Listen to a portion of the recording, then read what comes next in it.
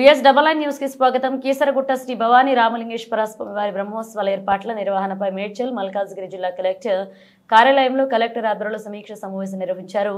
ముఖ్య అతిథిగా ప్రభుత్వ చీఫ్ విప్ డాక్టర్ పట్నం మహేందర్ రెడ్డి హాజరయ్యారు. ఆయనతో పాటు జిల్లా collector Gautam, MLA Chamakura Mallareddy, DCP Padmaja Reddy, ఆలయ చైర్మన్ నారాయణ శర్మ, జాయింట్ కలెక్టర్లు విజయేందర్ రెడ్డి, రాధికా గుప్తా, వివిధ శాఖల ఉన్నతాధికారులు పాల్గొన్నారు.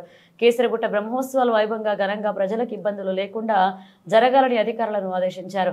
అన్ని ప్రభుత్వ శాఖల అధికారుల సమన్వయంగా పనిచేసి బ్రహ్మోత్సవాలను విజయవంతం చేయాలని పట్నం మహేందర్ రెడ్డి అన్నారు.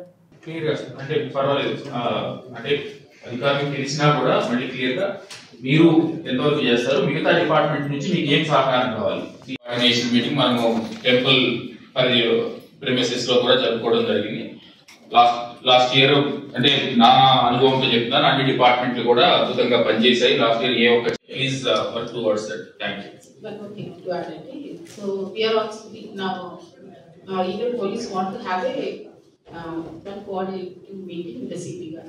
So all the decision making officers time and place will let you know. So while you are by the time you reach Mundra, it will maybe like on Friday or Saturday at around Saturday.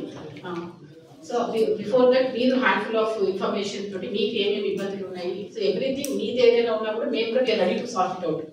We are ready to come. So and the dialogue we put up sorry meet దగ్గర ఏమేమి issues ఉన్నాయి, what we can be sorted out. Keesaragutta మహోత్సవం ఎప్పుడు ప్రతి పెద్ద ఎత్తున ప్రతి సంవత్సరం కూడా జరుపుకుంటాం కాబట్టి తెలంగాణలోనే అతిపెద్ద టెంపుల్ కాబట్టి భక్తులంతా కూడా పెద్ద సంఖ్యలో వస్తారు కాబట్టి మరి దీనికి పోయినసారి కూడా కలెక్టర్ గారు చాలా చక్కగా చేశారని చెప్పి కూడా ఎమ్మెల్యే గారు చెప్పినారు. అదేవిధంగా ఎవరు కూడా ఇబ్బంది కాకుండా, భక్తులకు ఇబ్బంది కాకుండా కలెక్టర్ గారు డిపార్ట్మెంట్ అందరూ కూడా చక్కగా చూస్తారు. మరి దానికి తోడుగా ఎమ్మెల్యే గారు అందరూ కూడా ఉంటారు, చైర్మన్ గారు ఉంటారు.